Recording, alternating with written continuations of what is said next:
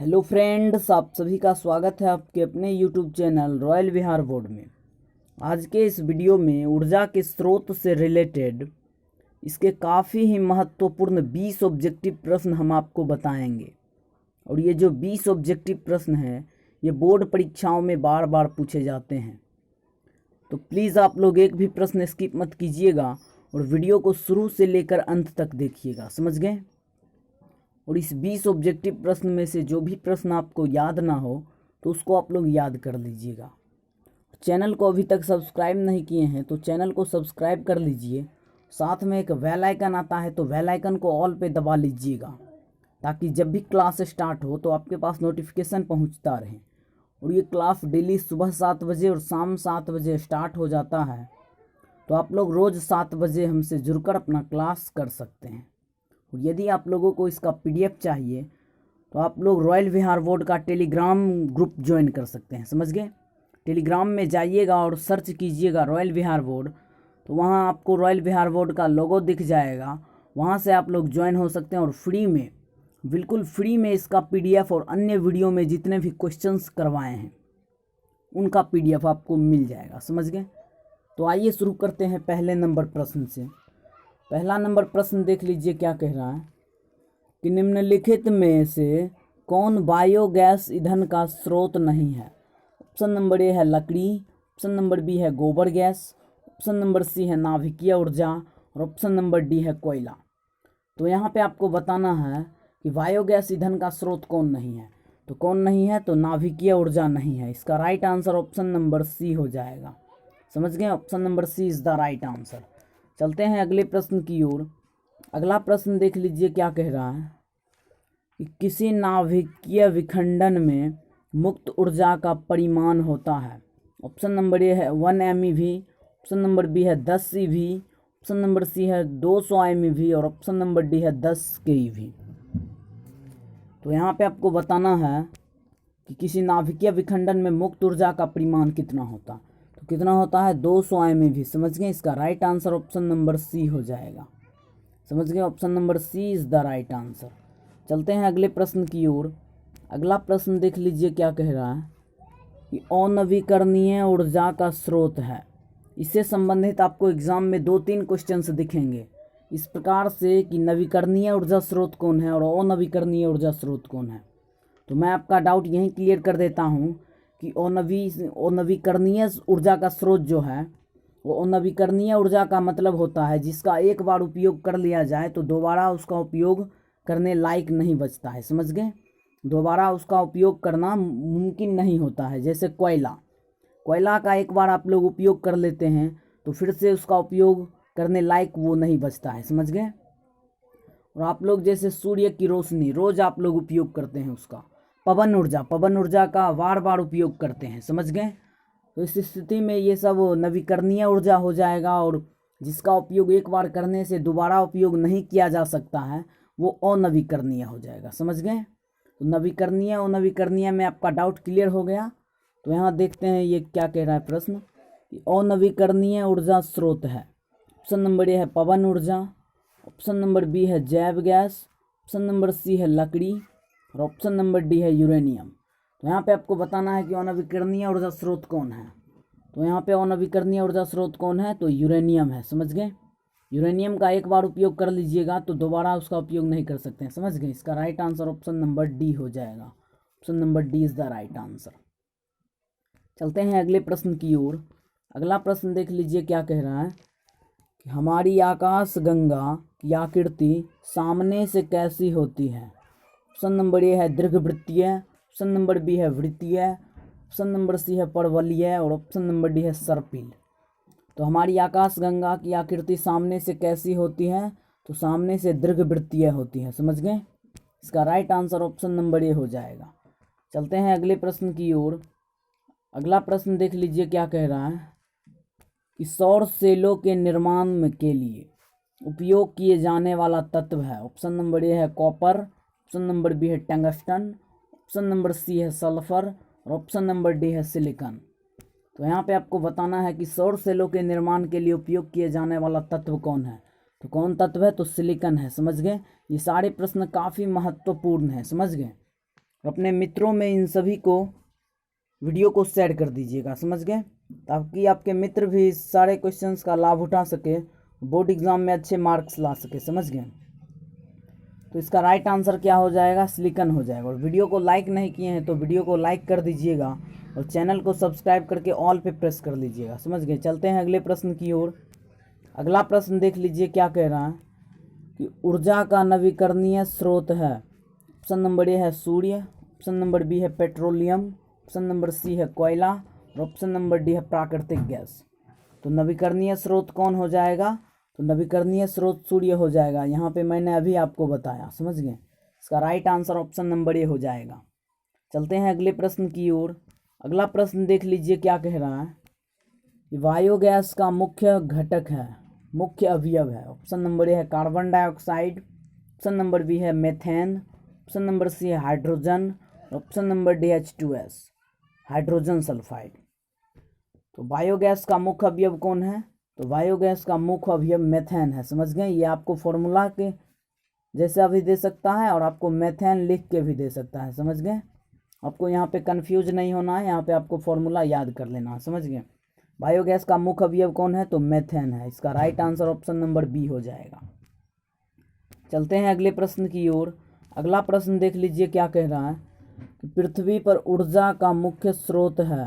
Option number A है कोयला, option number B है सूर्य, ऑप्शन नंबर सी पेट्रोल और ऑप्शन नंबर डी है प्राकृतिक गैस। तो पृथ्वी पर ऊर्जा का मुख्य स्रोत क्या है, तो पृथ्वी पर ऊर्जा का मुख्य स्रोत जो है वो सूर्य है, समझ गए। सूर्य जो है पृथ्वी पर ऊर्जा का मुख्य स्रोत है। इसका right answer option number B हो जाएगा। चलते हैं अगले प्रश्न की ओर। अगला प्रश्न देख लीजिए क्या कह रहा है, नवीकरणीय ऊर्जा स्रोत है। ऑप्शन नंबर ए है सौर ऊर्जा, ऑप्शन नंबर बी है कोयला, ऑप्शन नंबर सी है पेट्रोलियम और ऑप्शन नंबर डी है प्राकृतिक गैस। तो यहाँ पे आपको बताना है कि नवीकरणीय ऊर्जा स्रोत कौन है। तो नवीकरणीय ऊर्जा स्रोत कौन है, तो नवीकरणीय ऊर्जा स्रोत यहाँ पे सौर ऊर्जा है। मैंने अभी आपको बताया है इसका परिभाषा के तौर पे, जिसका उपयोग बार बार कर सकिएगा, जैसे जिसका उपयोग बार बार किया जा सकता है वो नवीकरणीय ऊर्जा, और जिसका उपयोग एक बार कर सकते हैं वो अनवीकरणीय, समझ गए, दोबारा उसका उपयोग नहीं कर सकते हैं। तो इसका राइट आंसर ऑप्शन नंबर ए हो जाएगा। चलते हैं अगले प्रश्न की ओर।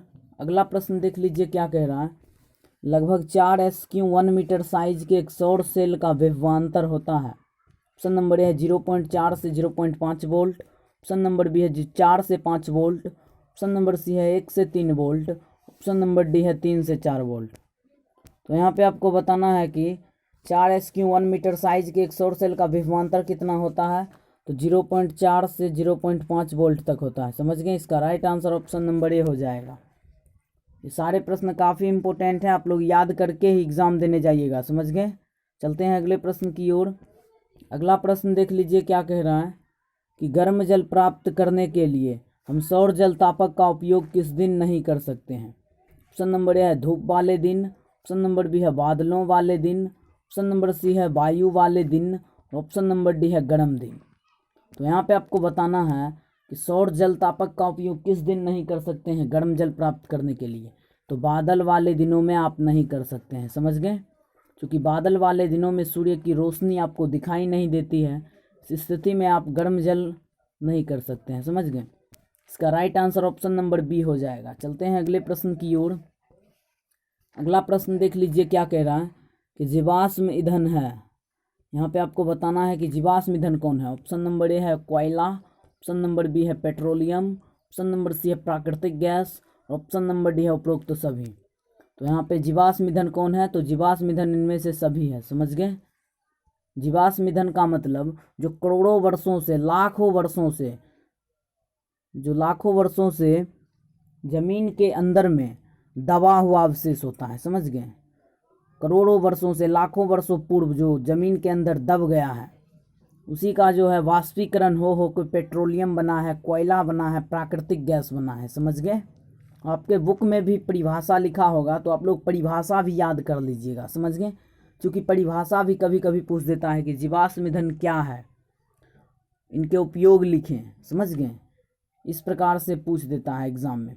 तो मैं सब्जेक्टिव टाइप क्वेश्चंस का भी वीडियो बना के अपलोड कर दूंगा, समझ गए। तो आप लोग टेंशन नहीं लीजिएगा, समझ गए। चलते हैं अगले प्रश्न की ओर। अगला प्रश्न देख लीजिए क्या कह रहा है कि सौर सेल बनाने के लिए उपयोग होने वाला अर्धचालक है। ऑप्शन नंबर ए है सिल्वर, ऑप्शन नंबर बी है जर्मेनियम, ऑप्शन नंबर सी है लेड, ऑप्शन नंबर डी है कोयला। तो यहाँ पे आपको बताना है कि सौर सेल बनाने के लिए उपयोग होने वाला अर्धचालक कौन है। तो अर्धचालक कौन है, तो अर्धचालक जर्मेनियम है, समझ गए। इसका right answer option number B हो जाएगा। चलते हैं अगले प्रश्न की ओर। अगला प्रश्न देख लीजिए क्या कह रहा है कि ग्लोबल वार्मिंग के लिए उत्तरदायी गैस है। ऑप्शन नंबर है ऑक्सीजन, ऑप्शन नंबर बी है अमोनिया, ऑप्शन नंबर सी है कार्बन डाइऑक्साइड और ऑप्शन नंबर डी है नाइट्रोजन। तो यहाँ पे आपको फॉर्मूला भी याद कर लेना है सारे एलिमेंट का, समझ गए। फॉर्मूला आपको याद करके ही एग्ज़ाम देने जाना है, क्योंकि फॉर्मूला से रिलेटेड भी 2-3 नंबर के क्वेश्चंस पूछे जाते हैं, समझ गए। तो यहाँ पे आपको बताना है कि ग्लोबल वार्मिंग के लिए उत्तरदायी गैस कौन है। तो कौन है, तो कार्बन डाइऑक्साइड है, समझ गए। इसका right answer option number C हो जाएगा। Option number C is the right answer. चलते हैं अगले प्रश्न की ओर।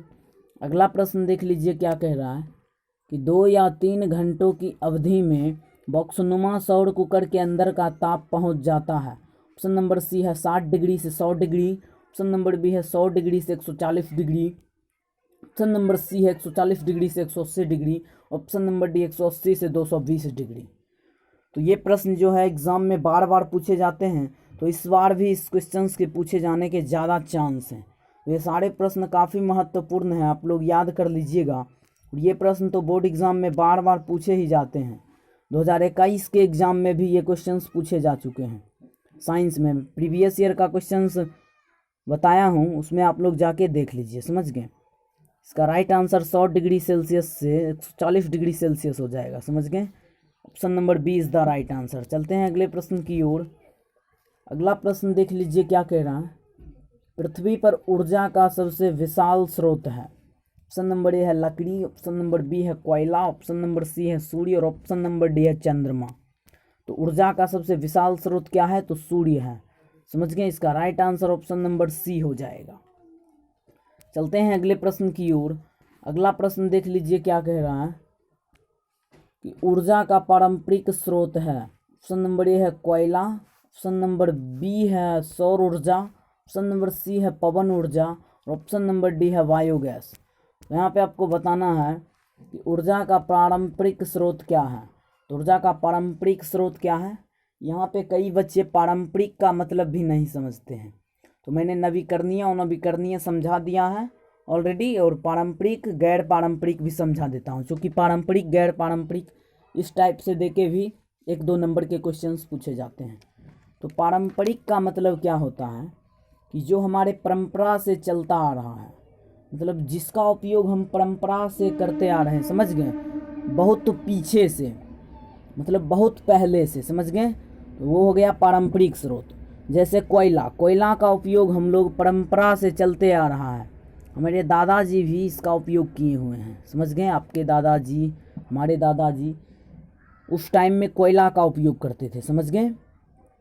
तो पारंपरिक स्रोत का मतलब क्या हुआ कि जो परंपरा से चलते आ रहा है, समझ गए।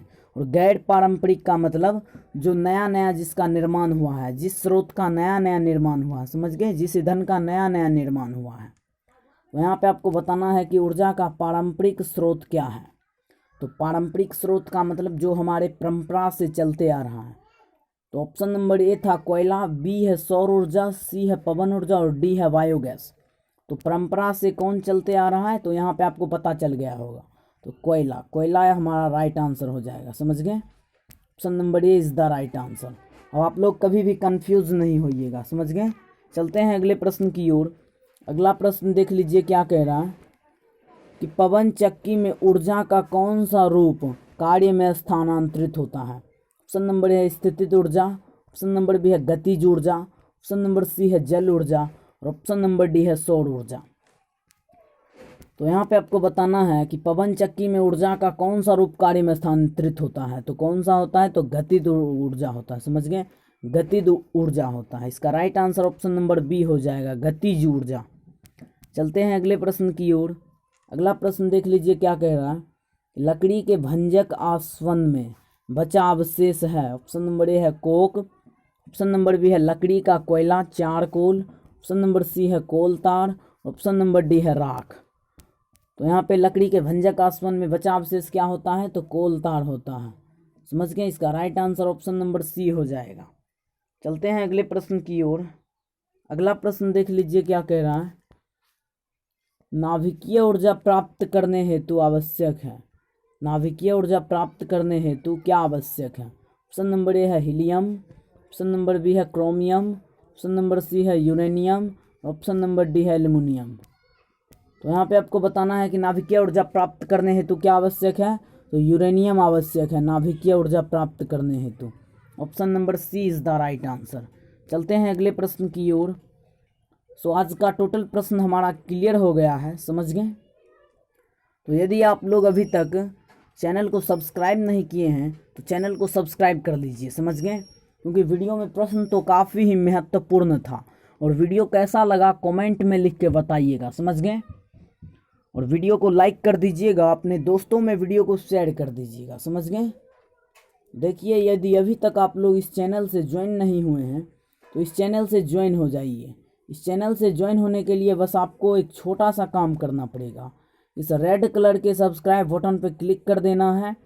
क्लिक करने के बाद कुछ इस प्रकार से आपके सामने इंटरफेस आ जाएगा, समझ गए, कुछ इस प्रकार से आएगा। उसके बाद आपको इस बेल आइकन पे क्लिक कर देना है। इस बेल आइकन पे क्लिक करते ही एक ऑल का ऑप्शन आता है, उस ऑल पे आपको क्लिक कर देना है, समझ गए। इस प्रकार से आप इस चैनल से बिल्कुल फ्री में ज्वाइन हो सकते हैं। और इस चैनल में जितने भी पीडीएफ्स दिए गए हैं, नोट्स दिए गए हैं, वो सब आप बिल्कुल फ्री में प्राप्त कर सकते हैं, समझ गए। और बिल्कुल फ्री ऑफ कॉस्ट यूट्यूब पे क्लास 10th की तैयारी करवाई जाती है, समझ गए। और टेलीग्राम चैनल ज्वाइन नहीं किए हैं तो आप लोग टेलीग्राम में जाइए और रॉयल विहार बोर्ड सर्च कीजिए, समझ गए। रॉयल विहार बोर्ड सर्च कीजिए, वहाँ पे इस प्रकार से आपको लोगो दिख जाएगा, वहाँ पे आपको क्लिक करके ज्वाइन हो जाना है, समझ गए। वहीं आपको इसका पीडीएफ ऑलरेडी जितने भी पीडीएफ्स हैं अवेलेबल वो सारे मिल जाएंगे, समझ गए। वहाँ पे आपको सूचना भी मिलते रहेंगे, समझ गए, आज क्लास होने वाली है या नहीं होने वाली है, इस प्रकार से आपको सूचना भी मिलेंगी। और प्रीमियर चलाई जाती है रोज़ सुबह 7 बजे और शाम 7 बजे, समझ गए। आप लोग 10 बच्चे को लेके आइए, उसके बाद लाइव क्लास भी ली जाएगी, समझ गए। तो आज के लिए इतना ही था। इसी के साथ वीडियो की एंडिंग करते हैं, मिलते हैं नेक्स्ट वीडियो में, तब तक के लिए धन्यवाद।